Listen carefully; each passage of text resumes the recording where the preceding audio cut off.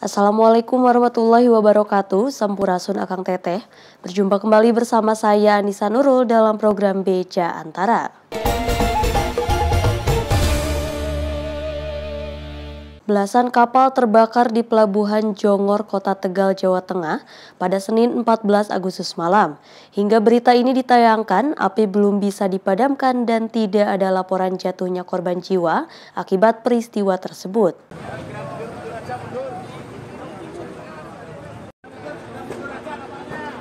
Belasan kapal motor penangkap ikan yang tengah bersandar di dermaga Pelabuhan Jongor, Tegal Sari, Kota Tegal, Jawa Tengah pada 14 Agustus malam ludes terbakar. Dugaan sementara api berawal dari sebuah kapal di sisi selatan dermaga yang berada dekat stasiun pengisian bahan bakar nelayan Pelabuhan Kota Tegal pada sekitar pukul 19.30 waktu Indonesia Barat. Embusan angin yang cukup kencang membuat api menjalar ke kapal-kapal di sekitarnya. Konstruksi kapal yang umumnya terbuat dari kayu dan fiber membuat kobaran api secara cepat menghanguskan kapal-kapal penangkap ikan tersebut. Mengantisipasi meluasnya api, 8 unit mobil pemadam dikerahkan dari pemerintah Kota Tegal, pemerintah Kabupaten Tegal, dan pemerintah Kabupaten Brebes. Selain juga 2 unit kendaraan taktis meriam air milik Polres Tegal Kota. Aku lihat asap, aku lari ke sini, api dari sini. Pak, kapal yang terbakar pertama itu ada perbaikan atau gimana, Pak? Kurang tahu enggak ada cerita. Tiba-tiba posisi dia sedang standby kayaknya. Hingga berita ini ditayangkan, api belum berhasil dipadamkan. Hingga kini tidak ada korban jiwa yang terjadi akibat kebakaran tersebut. Sementara penyebab kebakaran dan jumlah pasti kapal yang terbakar masih dalam penyelidikan Polres Tegal Kota. Tim Kantor Berita Antara mewartakan.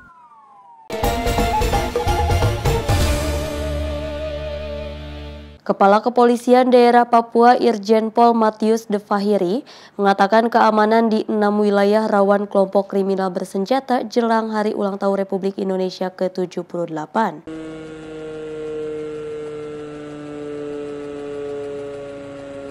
Jelang HUT RI ke-78, Polda Papua meningkatkan pengawasan di 6 daerah rawan kelompok kriminal bersenjata.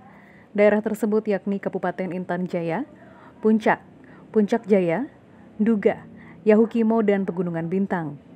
Kapolda Papua, Irjen Polisi Matius Devahiri di Jayapura 14 Agustus telah mengerahkan pasukan, khususnya di seluruh jajaran Polres, untuk meningkatkan pengawasan jelang upacara HUT Kemerdekaan RI ke-78. Kita sudah mintakan kepada semua Kapolres yang ada di jajaran wilayah Polda Papua untuk bisa mengaktifkan kembali kegiatan-kegiatan masyarakat yang berkaitan dengan 17-an dan mempersiapkan acara untuk tentunya kami sudah minta juga untuk bisa mengantisipasi semua kemungkinan terganggunya aksi gangguan yang membuat seolah-olah ada settingan lain atau ada agenda lain terkait pelaksanaan upacara di semua kabupaten itu. Hingga kini situasi Kamtipmas di wilayah Papua masih terpantau aman, namun kewaspadaan harus tetap diterapkan. Dari Jayapura, Papua, Laksama Hendra, Kantor Berita Antara mewartakan.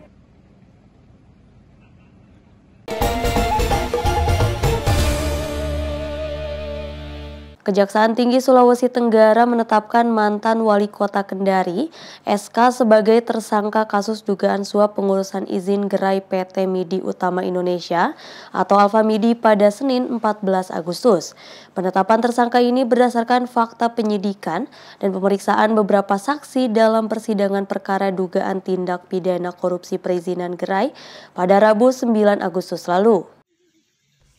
Kejaksaan Tinggi Sulawesi Tenggara, Kejati Sultra, resmi menetapkan mantan wali kota periode 2017-2022, SK, sebagai tersangka kasus dugaan suap pengurusan izin gerai PT Midi Utama Indonesia atau Alfamidi, Senin 14 Agustus.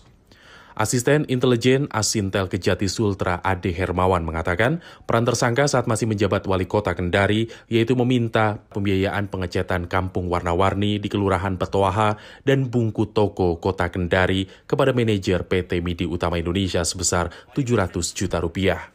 Padahal pengecatan kampung warna-warni telah dibiayai dengan APBD pemerintah Kota Kendari tahun anggaran 2021. Di samping itu, mantan wali kota Kendari juga telah meminta bagian saham sebesar 5% dari setiap pendirian gerai yang ada di kota Kendari, yang saat ini terdapat 6 toko yang telah beroperasi dalam wilayah kota Kendari. Dari perkembangan hasil pemeriksaan saksi di persidangan 2 tersangka yang ada, maka hari ini penyidik menentukan dan menetapkan tersangka baru terhadap SK mantan wali kota Kendari periode 2017 sampai dengan 2022. Kejati Sultra rencananya memanggil sekaligus memeriksa mantan wali kota Kendari pada Jumat 18 Agustus. Dari Kendari, Sulawesi Tenggara, Saharudin, Kantor Berita Antara mewartakan.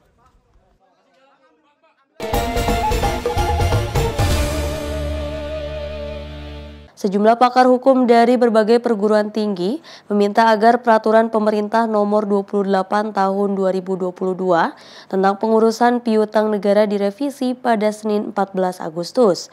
Terdapat sejumlah pasal yang dinilai bertentangan dengan hak warga negara. Para pakar hukum dari sejumlah perguruan tinggi seperti Universitas Indonesia, Universitas Brawijaya, dan Universitas Muhammadiyah Malang meminta agar pemerintah merevisi dan melakukan uji publik terhadap peraturan pemerintah nomor 28 tahun 2022 tentang pengurusan piutang negara yang dinilai dapat merugikan masyarakat. Ari Junaidi, pengamat politik Universitas Indonesia, dalam sebuah diskusi publik di Kota Malang, Jawa Timur, Senin 14 Agustus mengatakan peraturan ini dapat berpotensi mencabut hak-hak perdata seseorang. Kalau kita lihat dampaknya sangat luar biasa karena negara itu bisa mencabut hak kependudukan, bisa mencabut KTP seseorang, bisa mencabut SIM, bisa mencabut paspor. Oleh karena itu ini yang menjadi titik tekan gitu ya, bahwa perlindungan hak asasi manusia itu harus ditempatkan pada posisi yang tinggi. Sementara pakar hukum Universitas Brawijaya Malang, Dewi Cahyandari, menegaskan revisi peraturan ini harus didasarkan pada keresahan masyarakat. Harus revisi seperti apa ya, tentunya apa yang menjadi kegelisahan masyarakat. Artinya gini, kalau bilang revisi kan kita berangkat pada pihak-pihak yang memang merasa PP itu ada permasalahan begitu ya. Mekanisme yang bisa ditempuh itu bisa uji material ke Mahkamah Agung atau ke Mahkamah Konstitusi gitu. Jadi tergantung siapa yang mempersoalkan. Adapun sejumlah pasal yang dapat melanggar hak warga negara dalam peraturan ini adalah pasal 1 mengenai pihak yang memperoleh hak dan kualifikasi penanggung hutang, pasal 38 ayat 1 tentang pengalihan hak secara paksa, dan pasal 77 yang menutup upaya hukum penanggung hutang. Dari Kota Malang, Jawa Timur, Syaiful Afandi, Kantor Berita Antara mewartakan.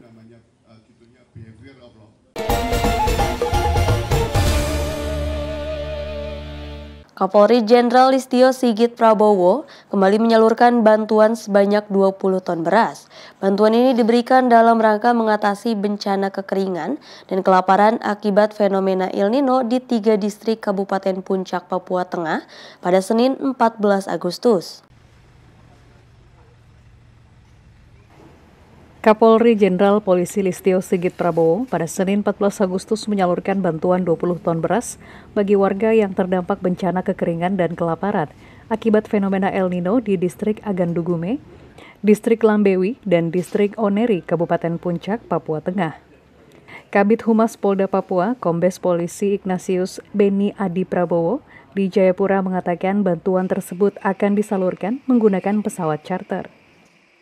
Lakukan penyerahan bantuan kemanusiaan dari Bapak Kapolri Jenderal Polisi Listio Sigit Prabowo berupa 20 ton beras diperuntukkan kepada masyarakat yang terdampak bencana kelaparan akibat gagal panen di 3 distrik di Kabupaten Puncak, Provinsi Papua Tengah. Berdasarkan data Tim Penanganan Bencana Kekeringan Kabupaten Puncak, sebanyak 8.012 orang dari 3 distrik tersebut menjadi korban kekeringan dan kelaparan akibat fenomena El Nino. 6 orang meninggal dunia, 5 dewasa, dan 1 bayi. Hingga saat ini cuaca di 3 distrik tersebut masuk kategori dingin ekstrim, tanpa disertai hujan yang telah terjadi sejak Mei lalu.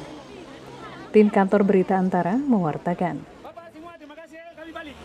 Oke, semoga bisa bermanfaat untuk Bapak dorang, bantuan dari Bapak Kapolri.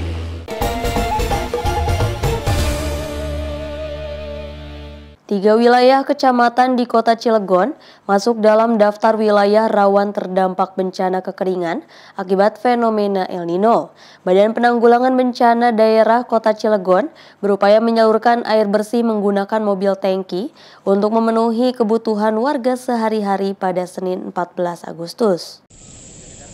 Tiga kecamatan di Kota Cilegon yakni Kecamatan Pulau Merak, Grogol, dan Kecamatan Purwakarta terdeteksi sebagai wilayah yang paling rawan terdampak kekeringan akibat fenomena El Nino. Badan Penanggulangan Bencana Daerah atau BPBD Kota Cilegon berupaya menyalurkan air bersih ke wilayah ini menggunakan mobil tangki. Tiga kecamatan tersebut berada di wilayah perbukitan dan dihuni sebanyak 585 kepala keluarga. Dampak kekeringan mulai dialami warga sebab sumber air resapan sudah mulai mengering. Kepala Bidang Kesiapsiagaan dan Kebencanaan BPBD Kota Cilegon, Oman Fatur Rahman pada Senin 14 Agustus mengungkapkan, jaringan pipanisasi yang dibangun pemerintah Kota Cilegon sudah tidak berfungsi akibat kelangkaan sumber air. Untuk mensuplai air ke sana, kita menggunakan mobilisasi dengan pengiriman air melalui tangki. Dan alhamdulillah beberapa jalan yang menuju lingkungan itu sudah baik, ke Cipala, ke Batu Payung, ke Tembulun. Hanya memang untuk yang ke Kedurung ini jalurnya sangat curam. Kalau mau ngirim air pun harus melalui Grem atau Lawang tadi. Kesulitan air bersih sebelumnya dialami warga di Kelurahan Grem, Kecamatan Grogol. Namun sejak fasilitas pipanisasi dan sumber bor dibangun, dampak kekeringan tidak terlalu parah. Dari Kota Cilegon, Banten, Susmiatun Hayati, Kantor Berita Antara mewartakan.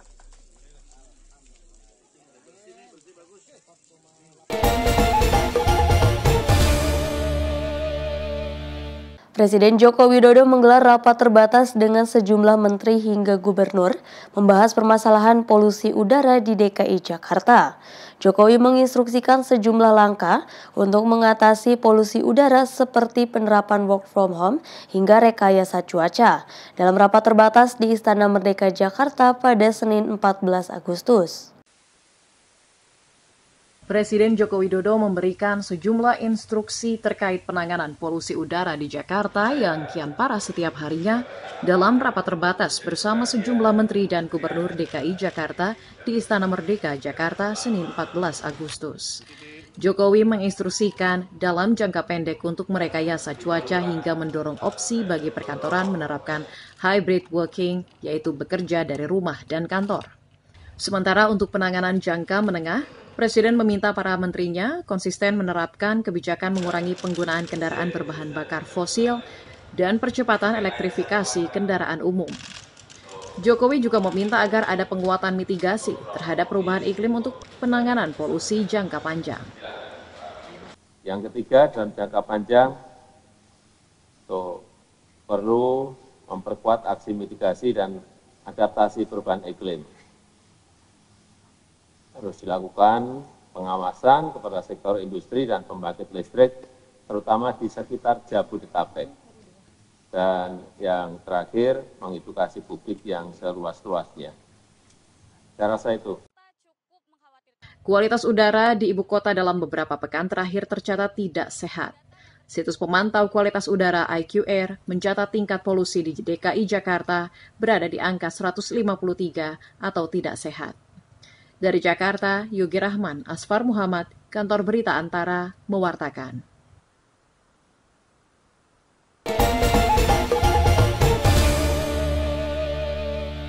Kebakaran hutan dan lahan terjadi di wilayah Pengayuan Jembatan 2, Kecamatan Luang Anggang, Kota Banjarmaru pada Senin 14 Agustus. Tantangan petugas dalam memadamkan api kali ini adalah keterbatasan sumber air di lokasi kebakaran.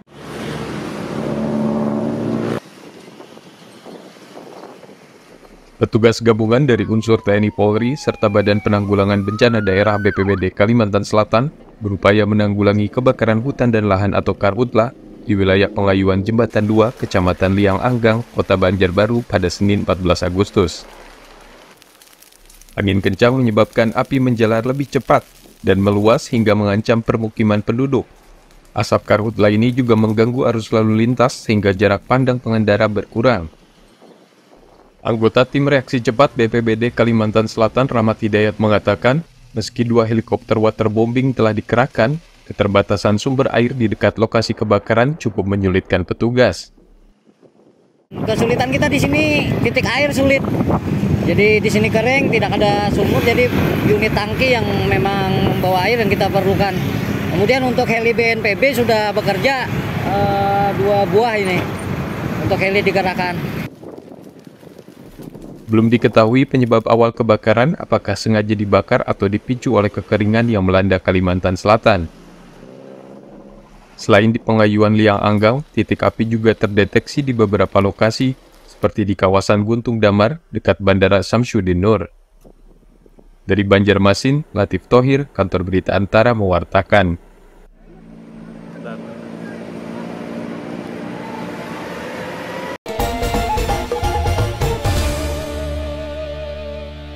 Hujan dengan intensitas tinggi disertai angin kencang terjadi di ibu kota Provinsi Sumatera Barat sejak Senin dini hari 14 Agustus. BMKG setempat memperkirakan kawasan pesisir Sumatera Barat masih berpotensi diguyur hujan meski El Nino terjadi di sebagian besar wilayah Indonesia.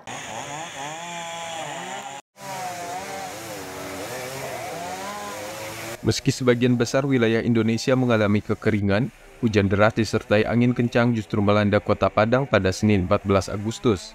Pohon tumbang bahkan terjadi di 14 titik Kota Padang sehingga menghambat lalu lintas.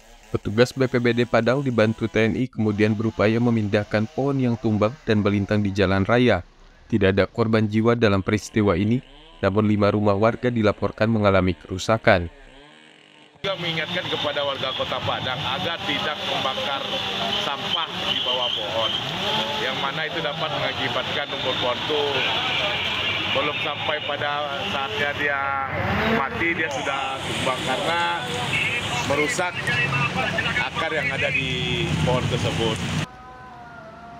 Sementara itu, BMKG setempat mengatakan anomali cuaca ini terjadi di kawasan pesisir Sumatera Barat yang berhadapan langsung dengan laut.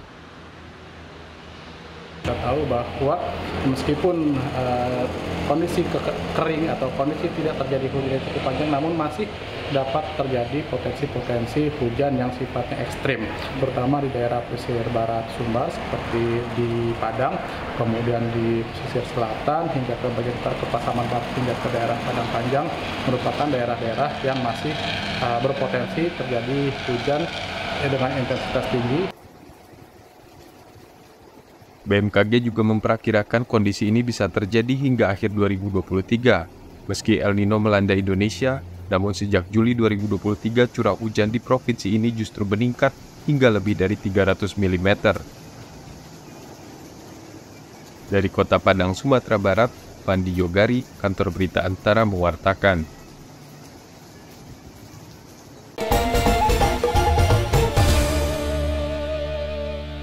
Ada sebanyak 2.000 angkot di Ambon yang mendesak bantuan untuk segera ditata ulang.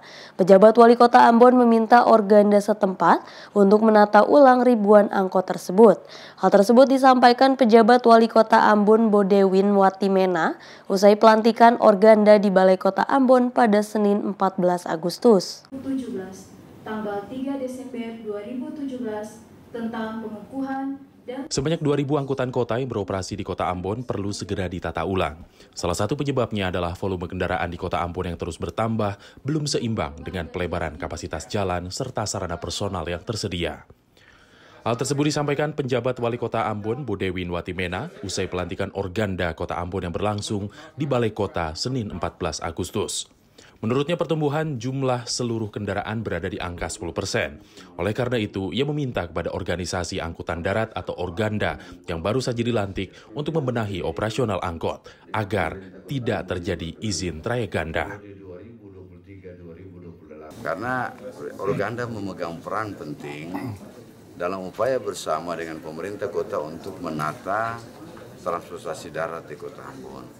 Karena Organda ini menghimpun semua pengusaha, kemudian pengemudi, bahkan pelaku-pelaku usaha yang lain terkait dengan transportasi darat di Kota Ambon. Karena itu kehadiran DPC Organda Kota Ambon ini bagi kami adalah solusi untuk kita mencoba menata transportasi darat di Kota Ambon supaya lebih baik lagi.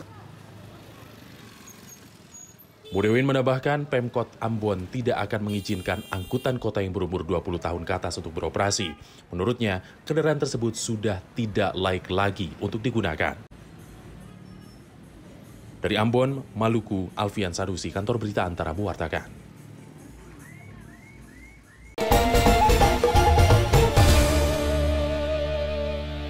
Kementerian Lingkungan Hidup dan Kehutanan dan Taman Safari Indonesia melepaskan 6 ekor satwa liar jenis biawak komodo ke cagar alam Waewuul, Nusa Tenggara Timur pada Senin 14 Agustus.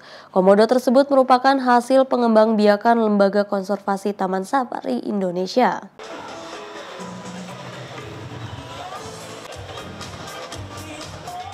Kementerian Lingkungan Hidup dan Kehutanan atau KLHK mengembalikan 6 ekor komodo ke habitat aslinya di cagar alam Waewuul, Nusa Tenggara Timur, Senin 14 Agustus. Seluruh komodo ini berjenis kelamin laki-laki, hasil pengembang biakan yang dilakukan Lembaga Konservasi Taman Safari Indonesia. Direktur Jenderal Konservasi Sumber Daya Alam dan Ekosistem KLHK, Satyawan Pudiatmoko mengatakan, pemerintah berharap ke-6 komodo tersebut dapat berkembang biak sehingga bisa meningkatkan populasi komodo di alam liar. Ini kita akan mengembalikan ke habitat alam sebagai upaya untuk meningkatkan populasi di alamnya. Semoga satwa komodo yang diberangkatkan menuju habitat alaminya ini aman selama di perjalanan, bisa berkembang biak pada habitatnya, dengan harapan kami populasi yang ada di alamnya bisa berkembang biak secara lestari.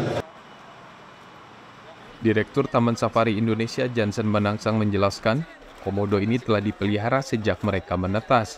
Program konservasi ini juga bermanfaat memperkaya riset pelestarian hewan langka asal Indonesia. Tentu kita harus lestarikan, kita jaga, dijagakan. Bahkan ini satu warisan untuk kita lestarikan untuk kepada generasi yang akan datang kita, ke anak cucu kita, supaya masih bisa melihat komodo. Sebelum dikembalikan ke habitat, komodo tersebut harus melalui tahap adaptasi di alam liar, terutama kemampuan mereka untuk mencari makanan. Pada tahap tersebut, ke-6 komodo ini akan terus dipantau perkembangannya. Dari Kabupaten Bogor, Jawa Barat, Fajar Ilham, Kantor Berita Antara mewartakan.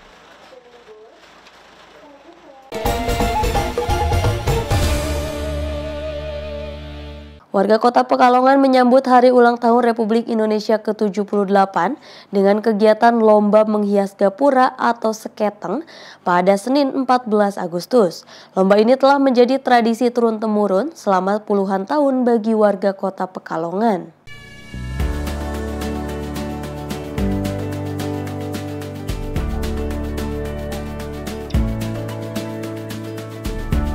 Lomba menghias gapura atau seketeng bagi warga Kota Pekalongan, Jawa Tengah adalah suatu tradisi turun-temurun sejak puluhan tahun lalu.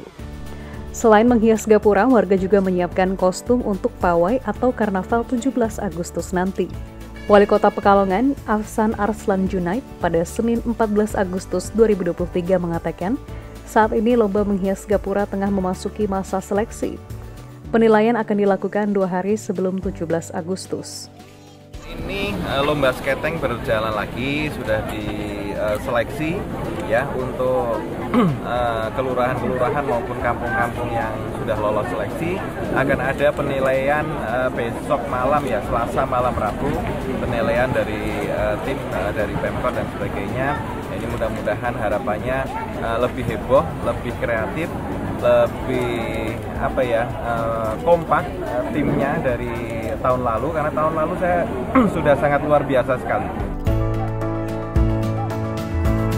Adapun yang menjadi penilaian para dewan juri adalah kesesuaian tema, kreativitas, kekompakan warga, dan kemampuan mempresentasikan filosofi seketeng di hadapan Dewan Juri. Pemenang lomba akan diumumkan usai upacara bendera pada 17 Agustus di lapangan Mataram, Kompleks Setda, Kota Pekalongan. Dari Pekalongan, Jawa Tengah, Yusuf Fatoni, Kantor Berita Antara, mewartakan.